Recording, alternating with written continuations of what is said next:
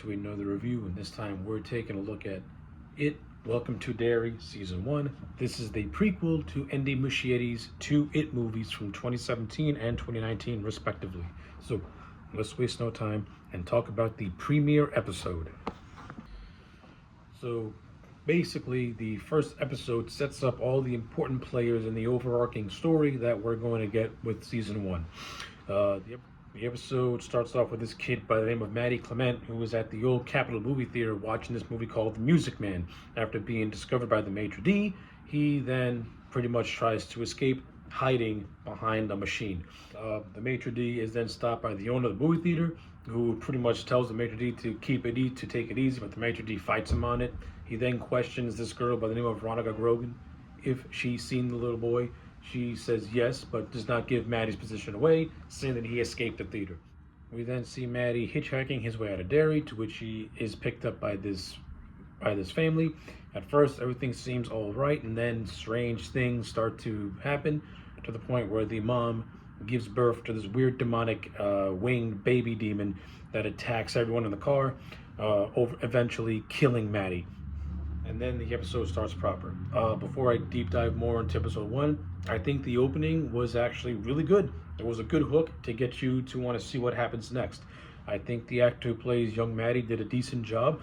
I like how Andy Muschietti, who does return to direct this first episode, really sets the atmosphere of Derry just being this weird, worst town that you can possibly ever visit, where everything just seems off.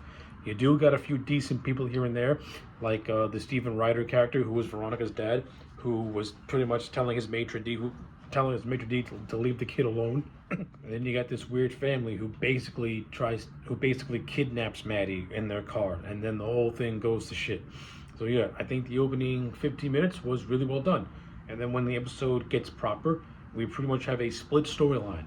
So we have one half of the episode that focuses on Leroy Hanlon, who was the grandfather of Mike Hanlon. If you remember It Chapter 1, he's originally played by Stephen Williams. So we actually get to get more insight into Leroy Hanlon, and I like it. What I really actually like about Leroy's storyline so far is that it's actually going to include elements from the novel, which I'm actually looking forward to, and it's going to be very interesting to see how they tie all that stuff together with Leroy. From his time as an airman, and the racism that he's clearly going through since he's now stationed in Derry. What I do like about it is that I do like how the racism is not coming from everyone on the air base. It's only just a few. Like, you still have those decent people that give Leroy the respect that his rank as a military officer commands, but you also have those people who look at him and he's like, "You fucking kidding me? I gotta bow down to this man." I like it. I like that dynamic so far. I like Leroy. I like his best friend. I like the scenes that he has with James Raymer. Like, it's setting up some very interesting stuff. And of course, the episode also has Chris Chalk, who has been confirmed to be playing Dick Halloran from The Shining. Now, if you read the It novel, Dick Halloran does play a small yet pivotal role in one of the sections of that novel, in which he was actually friends with Mike Halloran's dad. Now, in this, it's his grandfather, but if it's going to adapt a certain section of the book that's actually really well done, then I'm actually looking forward to see how that's going to come about. But yeah, we don't see Chris Chalk as Dick Halloran fully yet, but we do get his debut. So hopefully in episode 2, we actually see what the formation of a relationship with these two. But that's not really the biggest takeaway of episode 1. The biggest takeaway of episode 1 focuses on a group of kids who all have a connection to Maddie in one way or another. We have Lily, who is a character who, it hinted in the flashback that she had a crush on Maddie, but she kind of rejected it a little bit. And this is what causes Maddie to kind of like flee. And she's also suffering from the loss of her father, and they call her Loony Lily because she's on heavy medications, and she also had a stint in Juniper Hills. So yeah, I like the character of Lily so far. I think she has a tragedy to her. She has not come across as annoying yet, but you can understand where she's coming from in terms of her like reservedness and stuff like that. And that's so far. I think the actress who's playing her is actually really has been good thus far. I like the actress who plays Veronica Grogan, who also comes back later in the episode, as she was not only the last person to see Maddie, but she's also been hearing these strange voices that have been calling to her, the same as Lily, and also the same with these other two characters, Teddy and Phil. What I like about this is that the character of Teddy Uris is actually uncle of, or he would have been the uncle of Stan Uris, especially when you get to the big ending of episode 1, which completely already tells you that this show is not going to be what you're expecting. Yeah, but before I get to the ending, I do like Teddy, who acts a lot like how young Stan acts in Chapter 1, a little bit that is. So I thought that's pretty cool.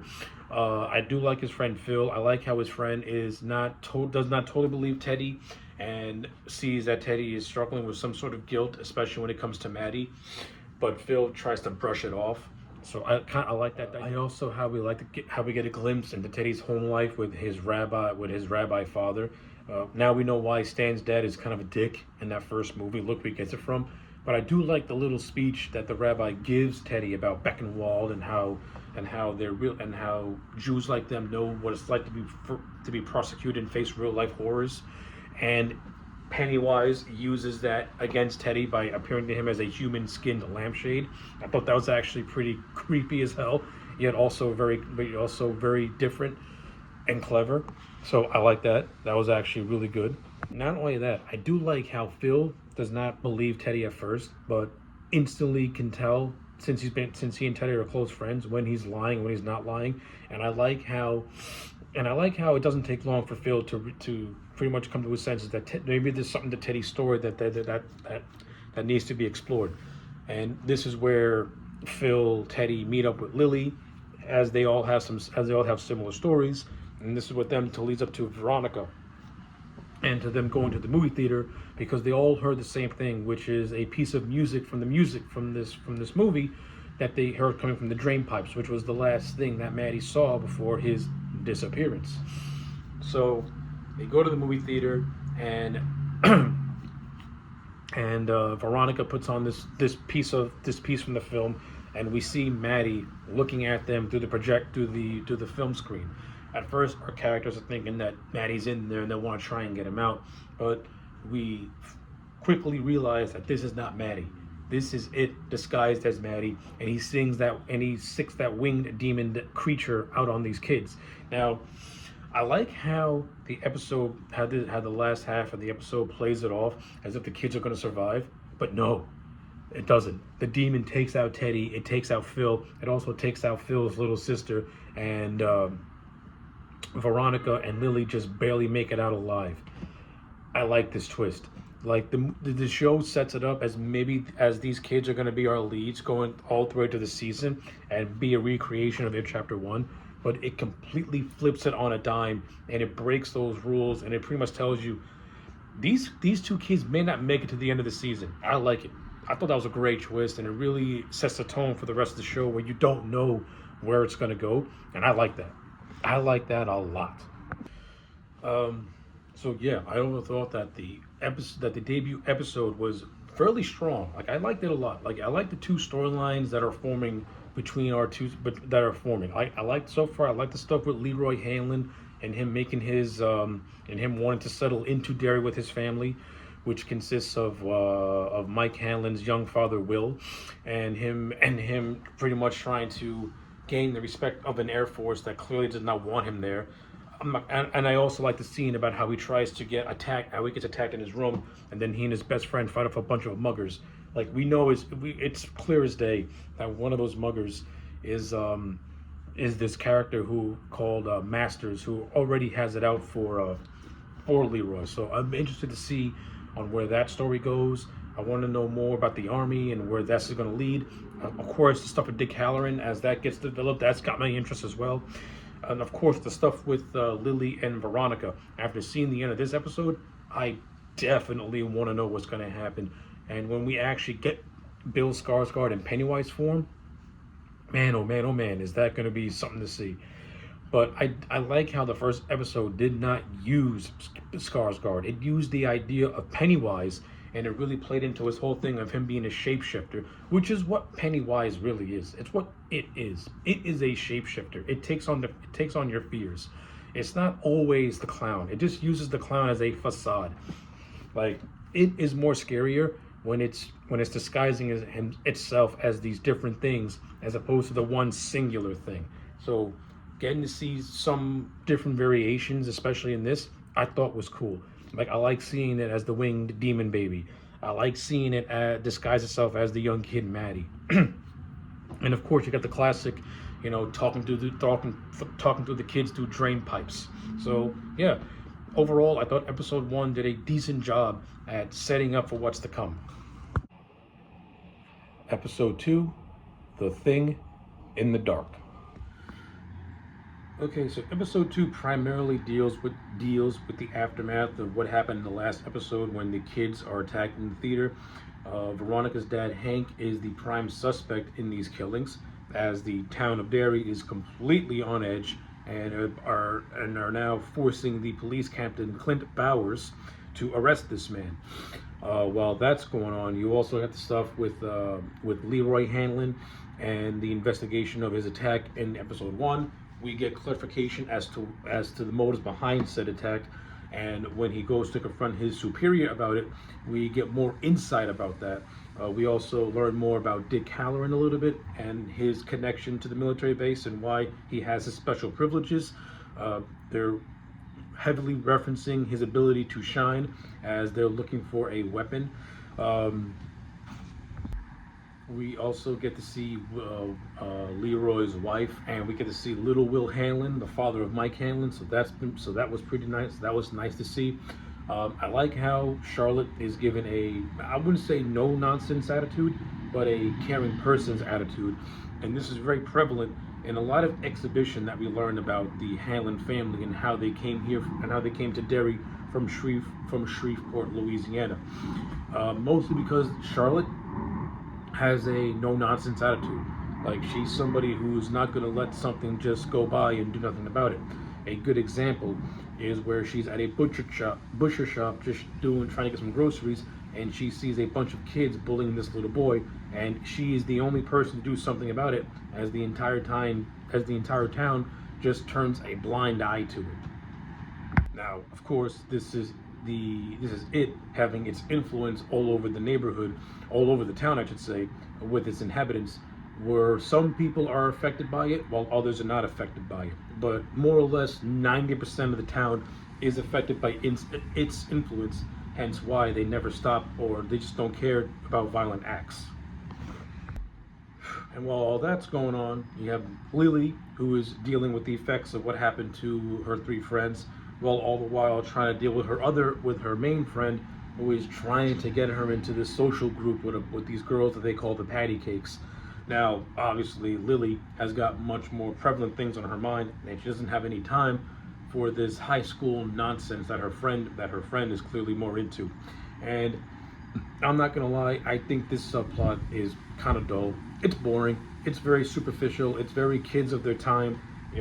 It's clearly that Lily's friend is being used as a pet by these popular girls, and when they have no more use for her, they're going to discard her. But since Lily's friend is so focused on wanting to be accepted, she does not see it.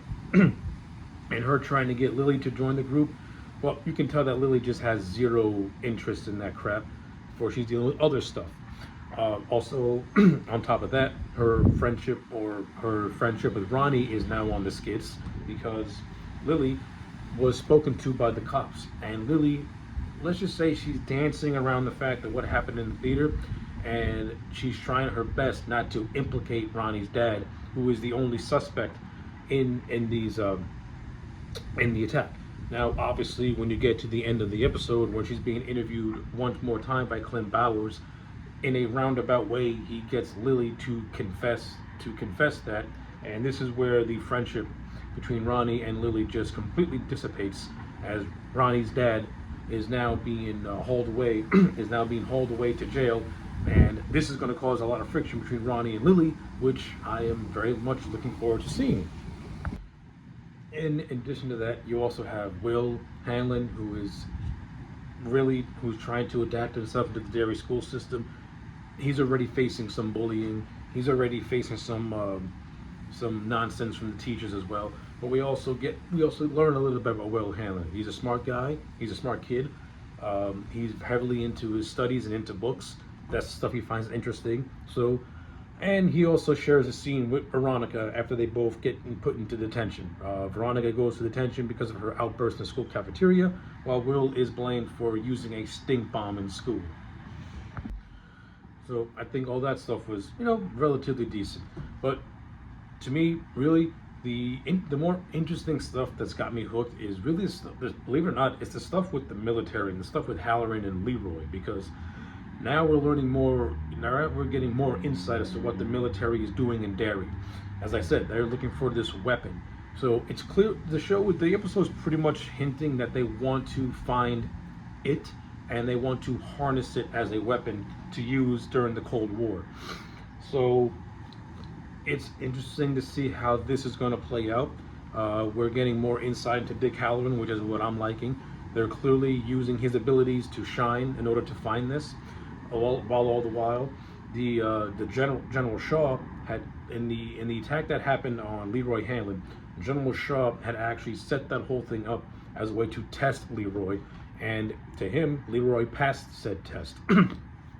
So now Leroy has been invited into this special project about finding it and the weapon. So interested to see how all that plays out. But the biggest takeaway from this episode is how it utilizes Pennywise. Now, as I mentioned earlier, I like the idea of Pennywise not seeing it in its clown form and seeing it more as a manifestation of your fears. Because to me, that's where you can get more mileage. And in this episode, we got just that. We have this really, really creepy scene where Pennywise appears to Veronica as her dead mom, and she completely terrorizes her. That was creepy. And we also have this scene of Lily in a supermarket where where it comes after her in pickle jars because Lily's father was killed in a pickle jar in a pickle factory. So I think these two manifestations of it in the episode are actually pretty good, and I like them. But the biggest takeaway is that, Lily gets questioned by the police chief. She, like I said, she implicates Veronica's dad into going to jail, and her sin is she gets attacked by it. She has a breakdown in the middle of the supermarket, and her mom re-enrolls her into Juniper Hills Asylum. So it's going to be interesting to see how Lily's story continues to play out, because you can tell that she didn't want to betray Veronica, that she was more or less played into doing so, just because the police chief is under scrutiny from the town. So that's pretty much the summary of episode 2. All in all, I thought it was actually very, very solid. It continues to lay the groundwork for what's to come later on. We're getting to see some more stuff with Dick Halloran and his inclusion to the story, which is also going to be the building of him and Leroy's relationship, which I'm really looking forward to. I like the stuff. Like I said, I like this stuff overall with the military. I think that story is kind of interesting, and I'm kind of intrigued on how they're going to attempt to weaponize it in any fashion, because we all know that's what the weapon is. The stuff with Lily, Veronica, and Will, that also has my attention too. I'm kind of interested to see if they're going to integrate Will into Lily and Veronica's story, since they had that setup with him and Veronica to begin with. Of course, I'm very also intrigued to see what happens with Hank Rogan now that he's been arrested and stuff like that, and also just to see what further damage it will do to the town of Derry and its inhabitants, because that also has got my interest as well. So yeah, I thought episode 2 was very solid. Episode 3, now you see it. Okay, so episode 3 is one of those instances where I think the military storyline is quickly becoming my favorite part of this entire show. Not to say that the stuff with the kids isn't really is bad, because it ain't. It's just not really engaging to me, mainly because we all know that something's going to happen to these kids, and Pennywise is just going to either knock them off or They're randomly going to disappear, with the exception of maybe Will, who we all know is the father of Mike. So like the stuff with the kids doesn't really have, it has some of my interest, but it doesn't really have all of my interest, because the stuff with the military, this show managed to make a military subplot one of the highlights of the show. And normally when you add stuff like that into a show like this, it can go either way. But in this aspect, it's really getting my interest. Like, what does the military want to do if it comes to contact with it and tries to harness his power? And what I like about it is that we actually get some insight into General Francis Shaw, and we get the insight in the form of a flashback, which is how this episode begins. We see a young Francis Shaw going to a Derry carnival with his dad. He sees this weird one-eyed man that scares the living hell out of him. And then as he and his dad are going back into Derry, going back into town, the car breaks down, and he then befriends a Native American girl by the name of Rose. Now, there's actually a connection with Rose, because it's revealed that the owner of the antique shop that Charlotte Hanlon went into, well, her and Francis, when they were kids, they had a friendship that took place during the summer of 1906, I believe. But what really makes it interesting was that Shaw saw it when he was a kid. So while he and Rose were playing, Shaw ran very, very deep into the woods to the point where he started being chased by it. And if Rose had not found him when she did, it would have most likely killed him. And pretty much since then, Shaw has had this obsession of wanting to find out what this creature is and what exactly he can do with it. And this instantly beefs up the interest of the military storyline, because it almost feels like a personal story on Shaw's end. And you instantly made him one of the most interesting characters in the show. I mean, he's already being played beautifully by James Remire, so now he's quickly becoming one of my favorite characters. And in addition to that, we also get the stuff between Leroy and Halloran, which is also starting to take shape. This is the first instance where we actually get to see Halloran use his shine, and it freaks out Leroy, and it freaks out Leroy's friend. But most importantly, it really gets to Halloran, because he sees visions of him being on a battlefield and dying soldiers and really gnarly stuff like that. And then he ends up in Pennywise's lair, and this is where we finally get a kind of sort of first instance of Bill Skarsgård, because we hear his voice as he tells Halloran, who are you? And it ends with Halloran's dead grandmother giving him a little bit of a scare. So I like all this stuff. This stuff is good. And I also like the scene of Halloran going to Leroy's house and interacting with his wife Charlotte. And we also get the reveal that when Leroy got jumped, Halloran was one of the guys that was in the room. But what makes it very interesting was that Halloran, because of the shine, can sense a person's final thoughts. But when he sensed Leroy's thoughts when he was being attacked, it was not him being afraid or anything. It was him assessing the situation that he was in, trying to form a plan. And this is where Halloran kind of gives like a backdoor compliment to Leroy on his toughness and stuff like that. So I like the stuff. The relationship that's forming with Leroy and Halloran. I wouldn't call it a friendship per se, but more like a mutual respect that's growing between the two. And plus, this storyline also gives us a reference to the Black Spot Club, which is soon to be coming forth, which was a major incident that took place in the book. In addition to all that, I kind of do like the whole thing with a more elderly Rose trying to find out why the military are making camps at Indian reservations, and I like the little reunion scene that takes place between her and Shaw. And I also like how we get our first reference as to how Shaw, he didn't remember who Rose was, but when he came back to Derry, his memories slowly started to come back to him. And this is something that's been established from not only the book, but from the movies as well, where the further you get away from Derry, it becomes a distant memory to you. And then when you come back, those memories slowly start to trickle. It's like Derry's like its own corner of the universe that's just creepy all into itself. So I like it. It's more good stuff. And of course, we also get some references to the Bradley Game Massacre, which was another incident that took place in the book that it was heavily involved in. So again, the stuff with the military, I think, is some of the best stuff in the show so far. It's the most interesting stuff, mainly because It's taking stuff from The Shining and merging it with the It universe. So I like it. Now we get on to the other side of this episode, which focuses on the kids. And I'm just gonna say this: while I don't think the stuff with the kids is as engaging, that doesn't mean that it's bad. And maybe because I don't find it engaging is because we all know these kids are not going to stop Pennywise.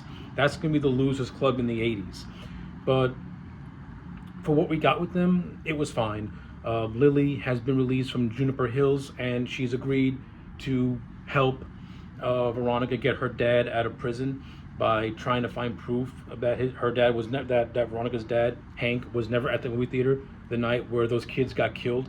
And their plan is to try and take photographs. And to do this, they enlist the help of Will and Will's friend and his friend Rich. And Rich gives this whole story about how his uncle knew this spell that can ward off evil spirits or something like that. This is what leads them to the cemetery to do like this little seance thing, which doesn't work because Rich pretty much can't get the story right. But it's revealed that Rich just wanted to do this as a way to just get more friends. And you kind of feel sorry for Rich. Like, the only friend he really does have is Will. And I do like the chemistry between Will and Rich. I buy them as being budding best friends. And I do like how Veronica and Lily are also starting to slowly reform their friendship in a way. So at least that stuff was good. But the biggest takeaway from this whole thing is that they get chased by Pennywise in the form of various things, in the form of various dead ghosts that start chasing our characters. And while this is happening, they're taking photos left and right as a way to get proof to clear Hank's name. So after that whole fiasco, they develop these photos because Will knows how to use the right chemicals in order to do this. And as they're rummaging through these photos, they see the answers that they want. But the last photo they see that really startles them is that they see that image of a clown that was in the cemetery with them. And well, pretty much the second half of this season is finally going to reintroduce Pennywise into this 1960s setting, and I appreciate how the show held him off for this long, because now I think this show is really going to get into full gear now that we're approaching the second half.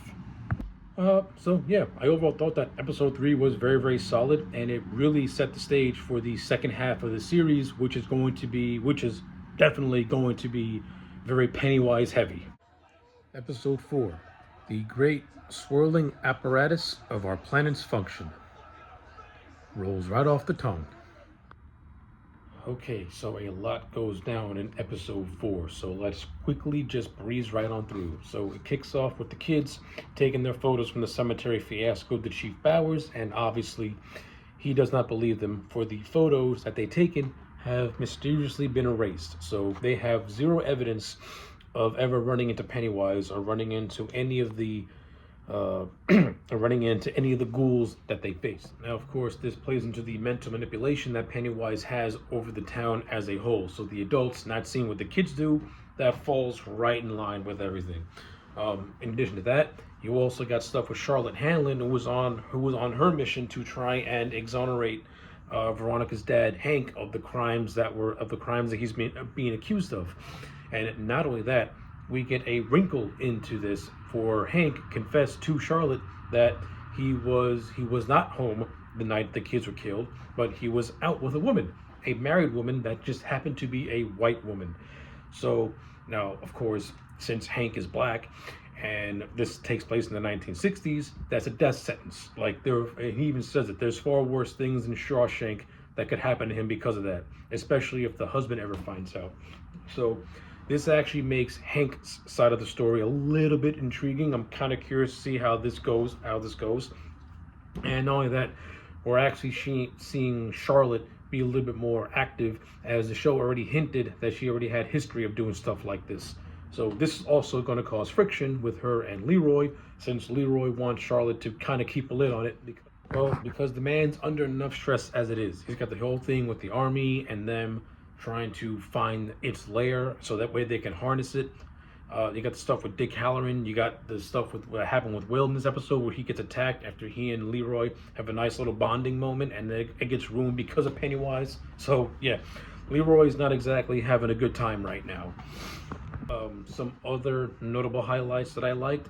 We get the introduction of the Black Spot nightclub. If you read the book, some really, really bad things are going to go down. And not only that, this was also referenced by Will, because when Will was attacked by Pennywise, he was attacked by a burnt up version of his father.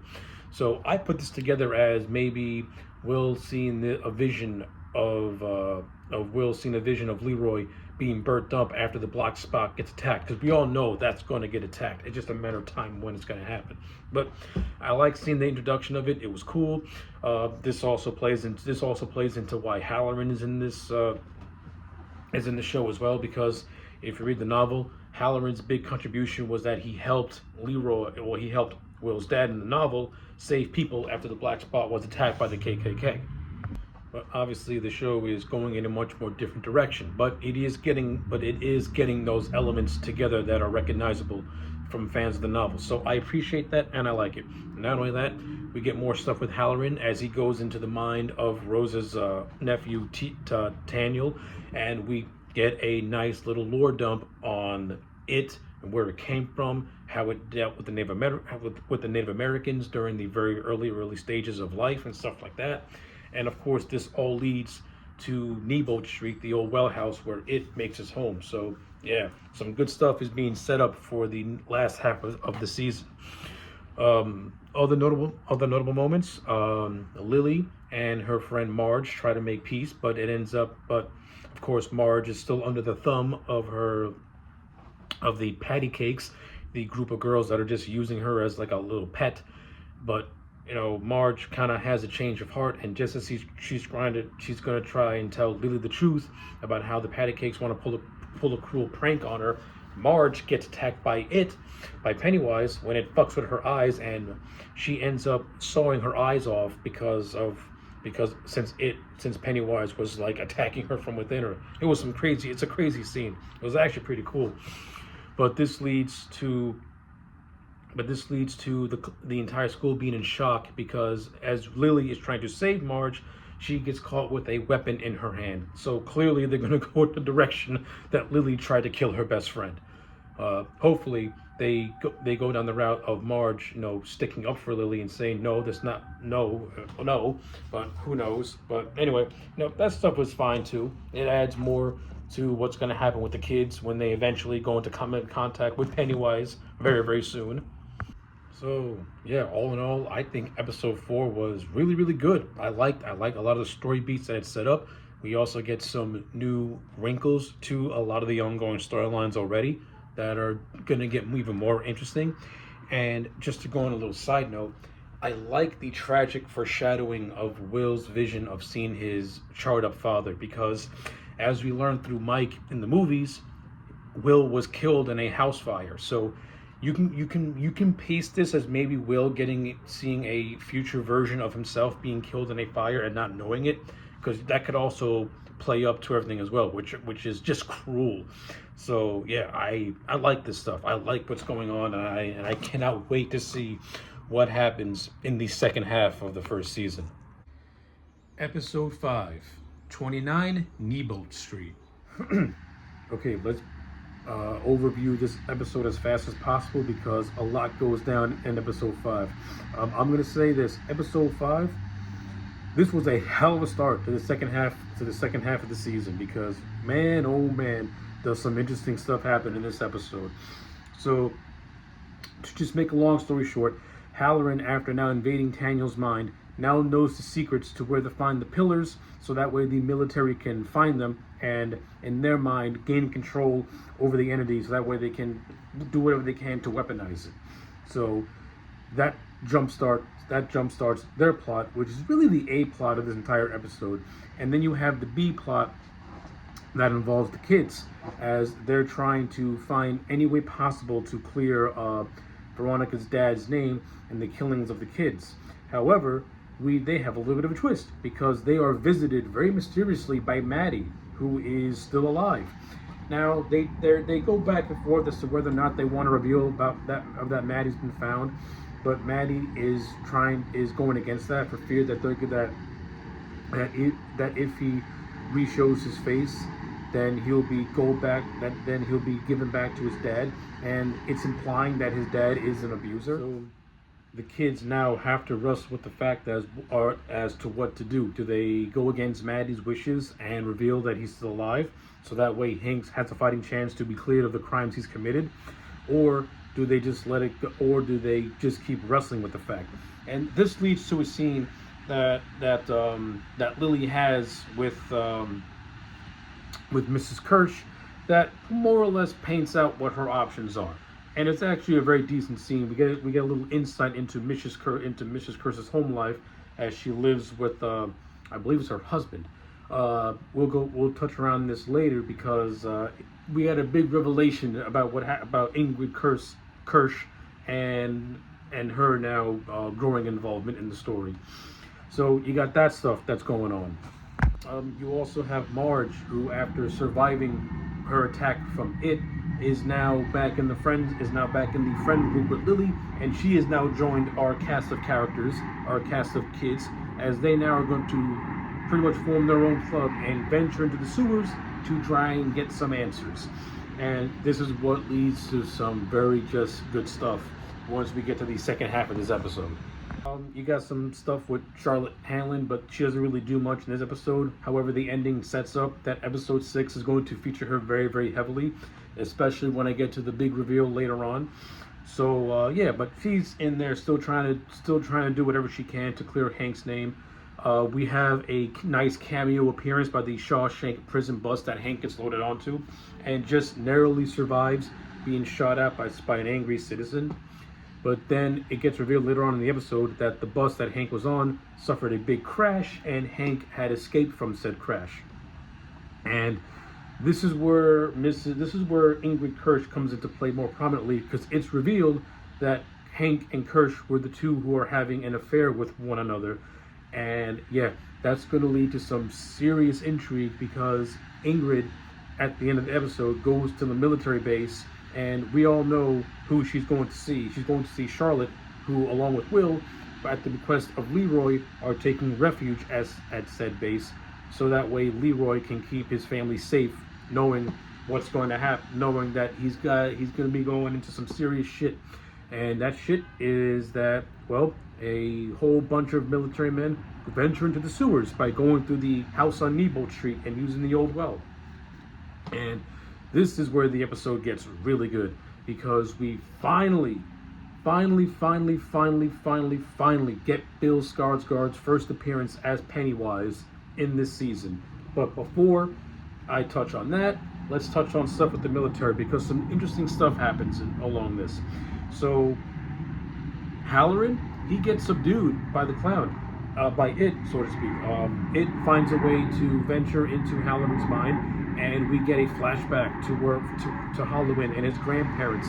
And this is a nice callback to The Shining, where Halloran states that his grandma had the shine also, and they're able to communicate with one another. Now, of course, this led to Halloran having a very bad relationship with his grandfather, who was also an abuser himself. And this was actually a pretty good scene. I thought Chris Chalk did a very good job at showcasing Halloran's just mental deterioration as Pennywise ventures into his mind. And we also get a nice appearance to the memory boxes that Halloran showed Danny how to use as a way to lock up a lot of his fears from the Overlook Hotel. So I like this stuff. I like how we're getting a lot more connections to The Shining and to Dr. Sleep. That's awesome shit. And then while all that's happening, the kids are, along with Maddie, are venturing into the sewers, where Maddie is taking them so that way they can find the dead bodies of Phil and Phil's sister Susie and Teddy Uris. It's revealed that Maddie is not really Maddie. He was Pennywise in disguise all along, and this was a great scene. It was a nice reintroduction to Pennywise, and well, it's safe to assume that Bill Skarsgård has got his version of Pennywise down pat. It was good to see him in makeup once again after his last appearance in It Chapter 2. And it's just gonna make the next 3 episodes all the more interesting, because now that Pennywise is now officially a full-blown character in the show, God knows what carnage he's going to do now. And while all that is happening, Paulie and Leroy are venturing through the sewers, and Leroy has a hallucination that he sees his wife Charlotte, but it ends up being nothing. But this leads to what I think is the most tragic moment of this entire season, and that's where Leroy thinks he's hallucinating Will, thinks he's hallucinating Will and the kids, but it ends up not being a hallucination. It ends up being real, but Leroy can't make that distinguish, and he goes to shoot Will, and Paulie, in a last-ditch effort, puts himself in front of the bullet and dies. And I like the scene between Leroy, pretty much holding his dead friend. I like it. It's great. And this informs Leroy's character just even more, especially when you see where he is in It Chapter 1. Like, this man went through a lot of shit. Like, his time in the military really fucked him up, and really just like, it's no wonder why he was how he became very overprotective of Mike and was very hard on him, especially in It Chapter 1. While all that's going on, we get a really nice creepy scene between Pennywise and Lily, who had gotten split up from the group. And just as Pennywise is about to do the kill shot on Lily in the guise of Lily's dead dad, he stops. And the reason why he stops cold is because one of the pillars that the military was looking for had kept him at bay. And now Lily is in possession of said pillar. And of course, after this, we get the whole thing of Hank and Ingrid going to the military base to talk to Charlotte, so that way the two of them can work together to try and clear Hank's name. Halloran, by hook or by crook, found himself out of the sewers and sees a vision of a dead Paulie walking through the forest. So that's going to lead to some good stuff as well. So I can't wait to see how that happens. And that's pretty much the entire episode. Like, we don't get no more new information on the black spot, which was slowly being introduced in the last episode. So how they're going to put that in is going to be very interesting, especially since the black spot incident was one of those key factors that led to Pennywise going into his hibernation prior to the events of 1989. So it's going to be interesting to see how that story develops as well when we eventually get back to it. But all in all, I thought 29 Neibolt Street was a kick-ass episode. I really liked it a lot, and I cannot wait to see how the next 3 episodes tie up this season's story. Episode 6, In the Name of the Father. Whew. Okay, so let's breeze through episode 6 as fast as we can. This really is a fallout episode from the previous one, while also setting up what's to come in the last 2 episodes. I think episode 6 was overall good, but yeah, it felt more like a calm down with some interesting things peppered all throughout. But really what this episode did was put the pieces in place for episodes 7 and 8, where the real big moments are going to strike. And judging by the ending of this episode, it's going to get real brutal really, really fast. Alright, so it starts off with Leroy and Will having a really intense scene that I really like a lot. Like, the first 5 minutes of episode 6 is my favorite so far of the series. Just seeing like both the anger and pain in Will's eyes, like when he confronts Will about him being in the sewers, and the fact that Will nearly got killed, and the fact that he had to kill his best friend so that way his son would still live. Great scene. And it ending with Will getting slapped by Leroy was also a very really intense moment. Like, this is the only scene that Leroy is in the whole episode, but it's a really good scene, and I like it a lot. This episode really just focuses more on the kids and them dealing with the fallout of the attack in the sewers. You have Lily and Veronica, who once again have a blow up after Lily shows them one of the pillars and decides that they got to go back to the sewers. This is where Veronica just had enough of Lily and pretty much says that she's not going to put herself in danger over something that's clearly not human, and they have no chance of surviving. But the thing is, when it comes to Pennywise, Your chances of survival may be slim, but there's strength in numbers when you're confronting him, and it's shown with the Losers Club and stuff like that. Like if you try to confront him alone, your chances of living are pretty much zero. But if you confront him with a group, and you have that power and strength, then it could work. Now these kids are supposed to be our new Losers Club, but it's quite clear that they don't got the bond that the Losers Club has, and that's really prevalent when it comes to Lily and Veronica, because these two have always had a shaky relationship pretty much from Jump Street. But the major highlights of this episode are Veronica and Hank finally being reunited thanks to Charlotte, and Hank is revealed to be hiding out in the Black Spot nightclub. At the end of the episode, we actually get to see the Black Spot in full swing, and it looks like a place you just want to go and vibe out. It looks pretty cool until you get to the last minute, and I'll get to that as fast as I can. But yeah, I like the stuff with Veronica and Hank. I like how they get reunited. I like how Hank has a little heart-to-heart with Will. That's actually a nice little scene too. Like this episode continues that tease of Will and Veronica kind of sort of building to their first kiss. So kind of very interested to see if that's even going to happen. But I like what's going on so far, and I like how Will stands up for himself. Like he stood up to Leroy when Leroy scolded him, not because Leroy did it out of hatred, because he did it out of anger for what happened in the sewers. But I like how that comes full circle when Will takes charge and talks to Hank about having Veronica join them to have one more battle with Pennywise. So like Will is showing his leadership in a way. Like Will is basically the Bill Denborough of this new group, and I like it. I like it a lot.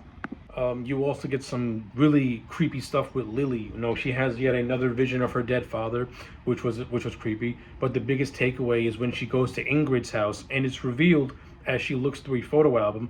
By the way, this is a nice callback to the novel and to the original miniseries, where you find out Derry's history through a photo album. Since the reboot took place in 1989, who uses photo albums in 1989? But I digress. It was nice to see the little callback. But as she's looking through this photo album, she notices something very peculiar, and that is she sees a man who looks suspiciously like the clown. And this is where she gets confronted by Ingrid, and Ingrid tells her this story that took place in Juniper Hills in 1935. We see the first part of this flashback at the beginning of the episode, and when we get to the middle, this is where we get the full context of what happened.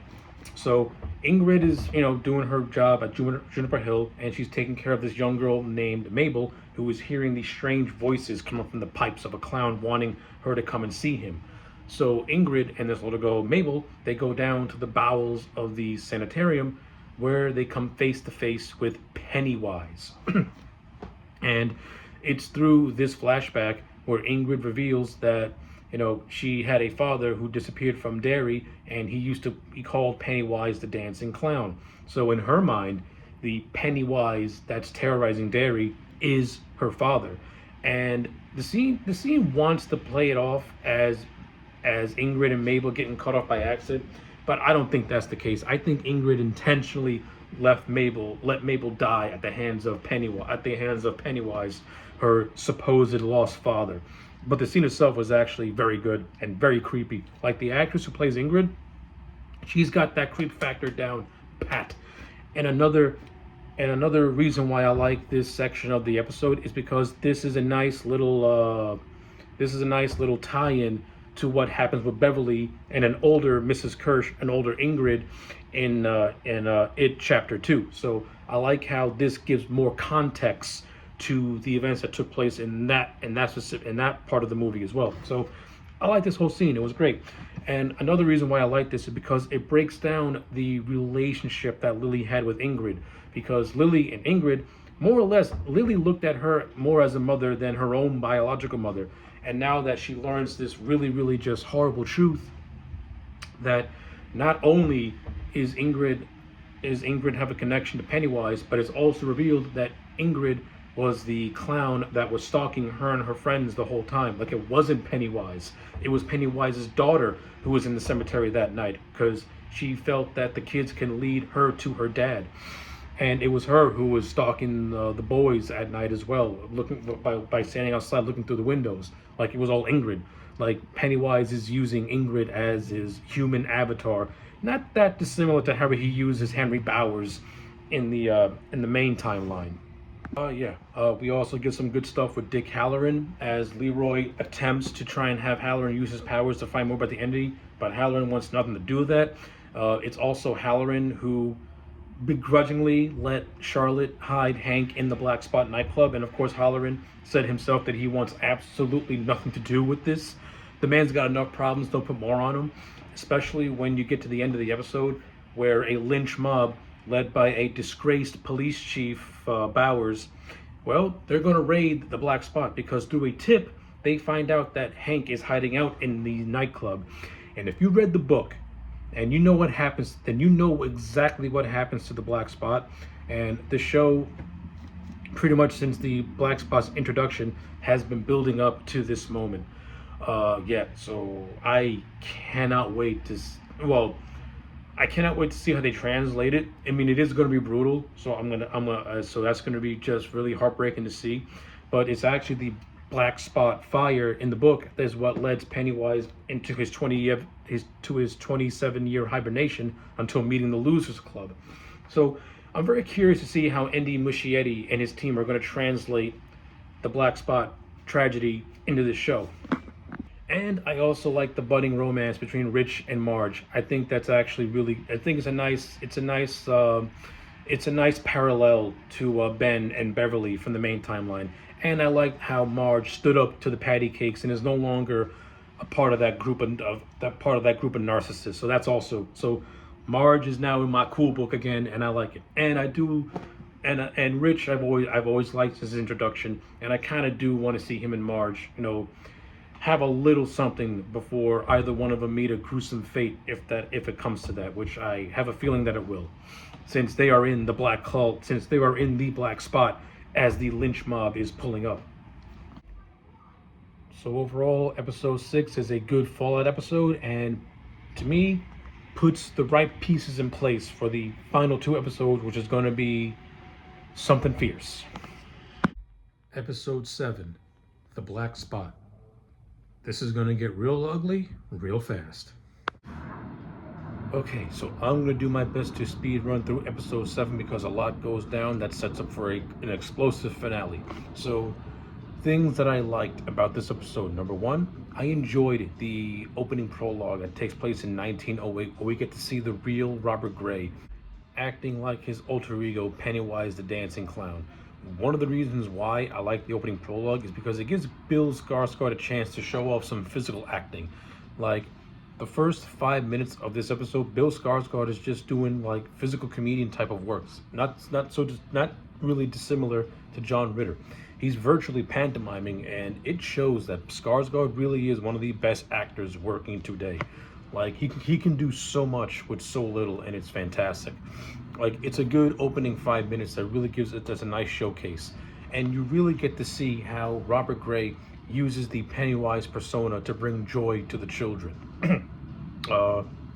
And as this prologue goes further, especially towards its end, we see why the entity known as It took the guise of Pennywise, which is a very creepy scene to itself. But yeah, I like the whole opening 5 minutes where Robert Gray's acting like Pennywise. You can see how the children react to it. I like the scene with his little girl when she first dresses up as Periwinkle, which is a tribute to her deceased mom, and hence why Robert Gray gives her the name of Periwinkle as a way to keep it going. I like it. Like, it's a very tender scene between Robert Gray and Ingrid, but at the same time, it has like a very like sinister undertone to it as well. And then from this scene, we go to Robert Gray just hanging out behind the carnival, just smoking a cigarette, taking a drink. Then you see some random kid wandering towards him, and we know that this random kid is not no ordinary child. It is the entity in disguise, and the entity is charmed. The entity is charmed by Robert Gray in his Pennywise getup, finding it very interesting that kids are able to gravitate towards him, and this is where more or less it kills Robert Gray and assumes his identity. So the answer to a decades long question has been solved. Robert Gray was indeed a real person, and it killed Robert Gray and assumed his identity. Uh, yeah, it's fun to actually see that take place in the It universe. So it's cool for a lifelong fan like I. And from that prologue, we head right to the burning of the black spot, which is probably one of the most intense things that this season has shown us thus far. The attack of the black spot is vicious. It's violent. Clint Bowers and his posse. Well, at first they go into the black spot.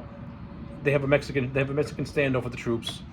You think at first they just want Grogan and they're going to leave everyone alone. But once they refuse to give Grogan after Grogan offered to go with them, they barricade everyone inside the black spot and they burn it with Molotov cocktails and they start shooting people. This turned from wanting to take one man to just being a hate crime. And I know for a fact this scene is going to cause a lot of issues to people who are going to watch it, but you also got to remember, this is in the book. Like, this scene is ripped almost verbatim from the book, with some changes, of course. Now, in the book, it's actually a knockoff version of the KKK that burned the black spot, and it was just done as a regular hate crime. In the show, the burning of the black spot has a little bit more of a personal context because they're going after a child-killing fugitive, and they just basically burn everyone inside as they view them as collateral damage, which makes it even worse. Yeah, the whole burning of the black spot in the show is 10 times and is just much more intense. Not only is it more intense, it gets real heartbreaking real fast. But one of the major highlights is that it stayed true to the book, and this is actually where Dick Halloran made his cameo in the It novel, where he helped save as many people as he could.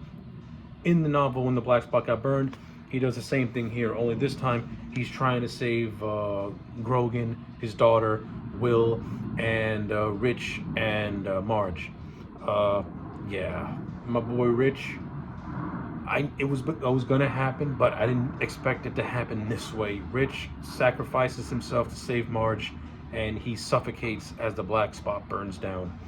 And the rest of the episode is just our characters grieving over Rich. And Andy Muschietti comes back to direct this episode, and you can tell that he put a lot of gravitas into Rich's death because it's very emotional. Like Rich's death is very emotional. The way Marge and the others react to it, it's almost as if you're in their shoes and like you lost a friend yourself. Like, the acting over Rich's death is very, very good, and the directing is just that right amount of just like perfect, where it's not over the top, where it feels real. And I liked it a lot. I thought all the kid actors did a great job at grieving Rich's death. Aside from the demise of my man Rich, this is also the final time we're going to see Ingrid Kirsch as in her adult form. As we saw at the end of the last episode, she's in her periwinkle getup, and she has a nice heartwarming reunion with her father after he uses a meat cleaver to decapitate her husband. This is the first time we actually see Pennywise use a weapon, and I don't like it. Pennywise should never be using any implements or any weaponry. It just feels weird, him acting like a slasher. But yeah, we get this very just eerie, heartfelt reunion, so to speak, between Periwinkle and Pennywise, and this is where Ingrid finally realizes that this version of Pennywise is not her father. It is the monster who killed her father and took her identity. Now, in the opening prologue, Robert Gray was charmed by his daughter in the periwinkle makeup, to the point where he praised when she did her little bow. They run that back this time, and it's done in a much more perverse way when it's the It entity telling her to take a bow. And this is where Ingrid puts two and two together and realizes that her father is dead. Pennywise admits to killing her dad, and then she loses her mind in the deadlights when it shows her the deadlights. So, yes, this is the end of Ingrid Kirsch, and to me, I think it's a satisfying payoff. You get you get in her mind the reunion with her dad, and then she finally learns the truth that her dad is dead, and that and that the thing that killed her dad has now made her lose her mind to the deadlights. So pretty much after the stuff at the black spot goes down, the rest of the episode is really just the army trying to find that last pillar. Dick Halloran is just spazzing out, having these weird images because of what he saw at the black spot and just in general throughout the entire season. But he also sees the image of the Indian chief, and this Indian chief leads him to where the final pillar is buried, and the army goes there to retrieve it. And it's finally revealed what the army plans to do with these pillars. So at the end of the episode, it's revealed by General Shaw that the reason why they're trying to find these pillars is so that they can control these pillars, and they can just have Pennywise, and they can just have it just run rampant and spread fear and chaos and pretty much just run amok all over Derry as a way to instill fear into everything. Why they're doing this is to keep a sense of calmness and a sense of order. At least that's what the general says. Like, the reasoning is it's just extremely convoluted, and it kind of recontextualizes the whole army's involvement in the season.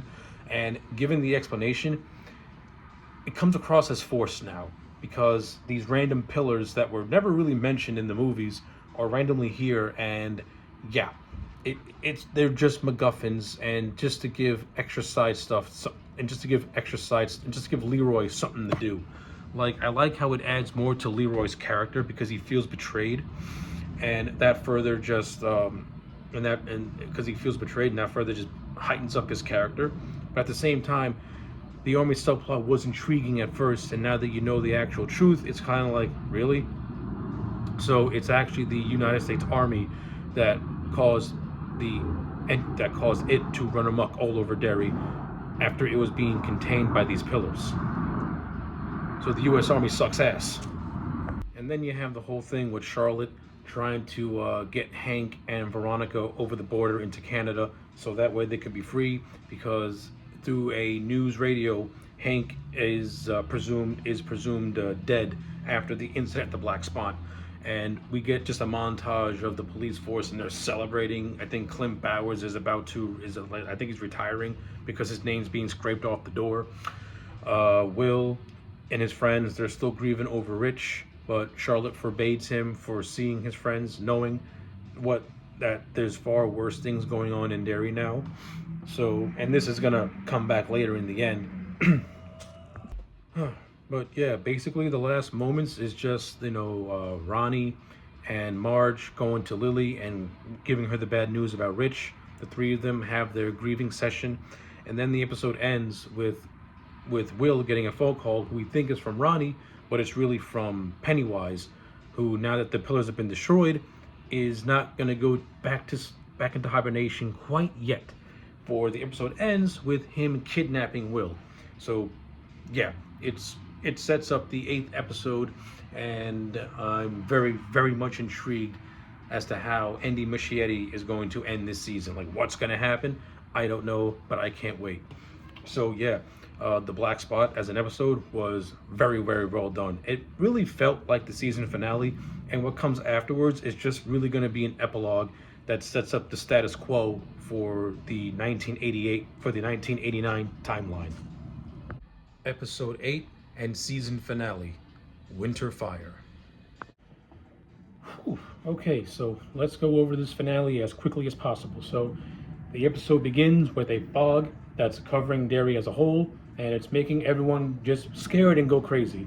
While all this is happening, Pennywise, our fun-loving clown, after just kidnapping Will, is now in the Derry school, where he kills the principal and he kidnaps a bunch of children by luring them into his little Pennywise caravan thing after exposing everyone to the deadlights. I'm not gonna lie, I actually like this. It kind of makes Pennywise look like a more perverted version of the Pied Piper. I actually think that's pretty cool in a creepy way, and totally fits his character. And now that he's free from his cage, now that these pillars are no longer a factor. So while Pennywise is doing his best Pied Piper, you got Leroy, who is now scrambling trying to get any help he can to try and find Will, since Pennywise confirmed to him over a creepy phone call that Will's now in his possession, and God knows what he's going to do. This leads to Leroy trying to get help from Halloran, which Halloran begrudgingly accepts. Meanwhile, as we all know, Halloran is pretty much, he's fucked. Like, his shining ability is causing him to have freakouts. He's seeing things, and he just can't get control of everything. This is what brings us to Rose. So after Leroy recruits Halloran to try and help find Will, Leroy tells Charlotte, who rightfully is freaking out and panicking, but this is where Halloran comes in. This is where they get the help of Rose, and through the help of some herbal tea, Rose helps Halloran stop the voices in his head and allows Halloran to get his shine back under control, for the most part. And through this, Halloran is able to use his shine to track the pillars in which Lily, Ronnie, and Marge are on their way with the use of a milk truck to try and find Will, who is on the Penobscot Lake where the Pennywise caravan is. This whole section of the episode is actually fairly good. It's got good pacing. It's got a nice creepiness to it. It really does keep you on the edge of your seat where you're wondering, okay, someone's gonna go. One of these kids is not gonna make it, right? Right? Let's keep going. So as the kids are now walking through the woods, having ditched the milk truck, Lily, under the possession of the pillar, starts going into these fits of rage, and her friends are trying to calm her down, saying that these feelings are not really you. It's because the pillar is influencing you to have these negative thoughts and negative feelings. So after Lily comes to her senses, this is where the group finally makes it to the Penobscot Bridge, in which they see Pennywise with a bunch of the Derry high schoolers as he's leading them to their doom, and of course they see Will. Now, as all this is going on, Leroy, Rose, Charlotte, and Halloran are desperately trying to make their way to the Penobscot Bridge, which they eventually do. However, the military is there with them, with General Shaw leading the charge. And yeah, I know I said earlier that I liked where the military storyline was going, but once I got to the episode 7 and their motivations were fleshed out, I don't like the military stuff. It recontextualizes the military storyline, and I don't like it. I don't. Now they just feel forced, because their whole thing is to try and just use Pennywise to keep the United States safe or something randomly stupid. Like, it's so dumb. Like, the military thing started off interesting, and then it just went into just this convoluted thing that I just don't like.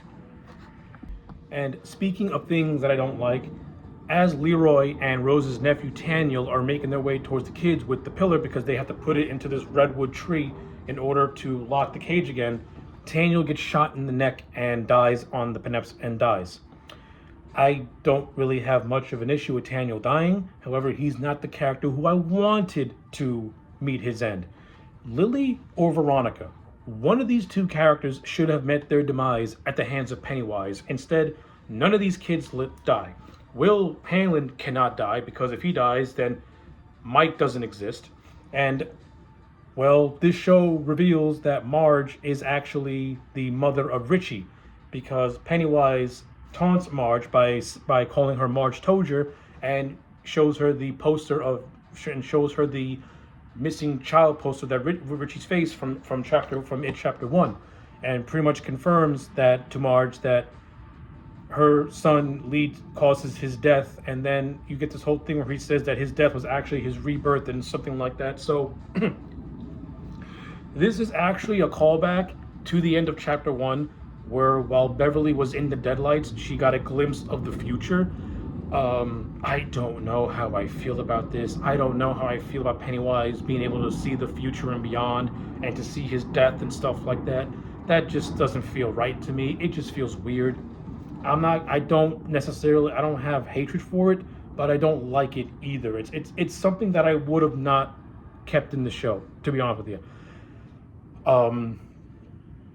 Would I have kept the whole idea of Marge being Richie's mom, which is actually a fan theory that has now since been confirmed? I mean, yeah, because her personality vaguely matches Richie, particularly in this issue, in this episode, where they have the iconic "Let's go kill this fucking clown" line.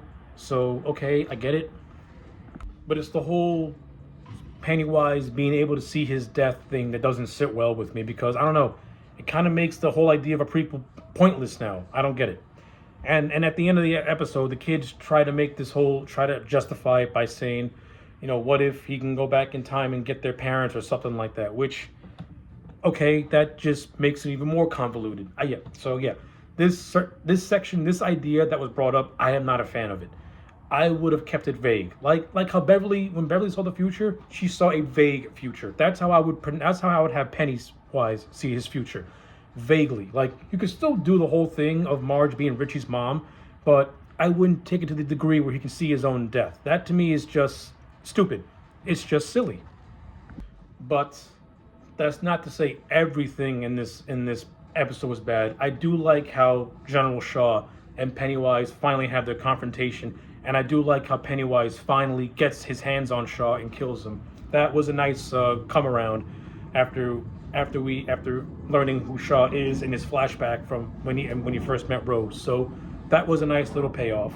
The stuff with the kids working together to lock Pennywise back in his cage. Again, I would have had at least one of them die along with Richie. By the way, we do get to see Richie's spirit help out, which was pretty cool. And I like how Halloran is the one who can see him. That just plays into his shining ability. So I like that. I like how my boy Richie Santos is able to help his friends stop Pennywise and put him back in his cage. I will say this. I will say this. At least they didn't defeat Pennywise the way the Losers Club beat Pennywise, which is by brute force. They actually did it after the cycle had initially ended, but since the pillars are no longer keeping him locked up, he's able to run free. But now that the pillar is back in its place, the cycle continue. The cycle is back to being over, and he's locked up, and he's locked back up. So I get it. I understand it. It also raises a lot of questions, because by introducing this stupid stuff with the pillars, it recontextualizes its chapter. Now you recontextualize its chapter 1 by giving an explanation to the cycle. I would have kept it vague. The reason why King never really deep dived into its backstory in the novel is because he knew it was more scarier to keep it vague and to leave it up to your imagination. By adding an element like the whole pillars, it just takes away the threat of it all. Like, I don't like the idea of the pillars. I don't like the idea of this because it feels like a MacGuffin. It feels like a plot contrivance, and I don't like it. It works best if you just treat Pennywise, or the creature, for what it is, which is an animal, which is a creature, an ancient being, so to speak. It runs on a cycle. It has a 27 cycle where it wakes up, and then it feeds for about a year and a half to 2 years, and then it goes back to sleep. It's like a bear. It's like a bear going in and out of hibernation. That's all it is. There's nothing really, you don't got to add these convoluted, fantastical elements to everything, because you lose the creepiness of it, and you lose the mystery of it, number one, which I don't care for. The whole stuff with the pillars, I hated it. Once it was introduced, it was intriguing, but when you got to really know what they were, I ended up not liking it at all. The same with the military, because they served pointless. But yeah, so basically that's how Pennywise is defeated. I won't say that the family was all bad, because the final act did have some fun moments, and I did like Halloran and how he was able to help everyone, and how he was able to be a big help. And I do like how Richie got to be in their spirit wise, no different than Stan in a way. So I liked it. It was nice. It was cool. And I also like the epilogue for the most part, though there are certain things I didn't really care for. Hank and Veronica, they drive up to Canada without Veronica and Will having their long-awaited kiss that's been building up for the whole show. Leroy has become disillusioned with the military and no longer believes in it, so now he and Charlotte, initially they're going to leave Derry, but they end up taking Rose's farm after she offers it to him. So basically, this is Leroy going into where he's going to be in It Chapter 1. Few things. Number one, I would have had Charlotte die in this thing. This show should have been how Leroy went from this military man, someone who's very dedicated to the military, and a dedicated family man. This should have been his slow. This should have been the story of him losing everything slowly and slowly and slowly. He loses his best friend. He loses his faith in the military, and then when he comes face to face with Pennywise, he almost loses his son. But I would have had him lose his wife. I think that if this man would have lost his wife, it would have made Leroy more jaded as to how he is at the beginning of chapter one when he's raising Mike by himself. Leroy is not tough on Mike because he's an evil man. He's tough on Mike because of all the bullshit he went through in this season.